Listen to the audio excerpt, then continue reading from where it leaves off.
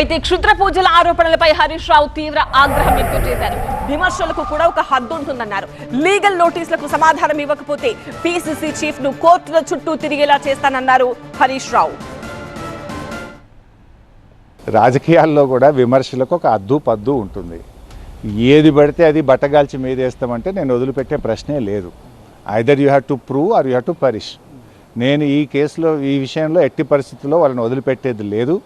గతంలో కొండా సురేఖ గారు కూడా అడ్డగోలుగా మాట్లాడితే ఇవాళ ఆవిడ నాంపల్లి కోర్టు చుట్టూ తిరుగుతూ ఉన్నారు. రేపు వీళ్ళ విషయంలో కూడా క్రిమినల్ సూటు అదేవిధంగా డిఫమేషన్ సూటు 2 రకాల సూట్స్ నేను వేయబోతా ఉన్నా. ఇప్పటికే లీగల్ నోటీస్ ఇచ్చాను.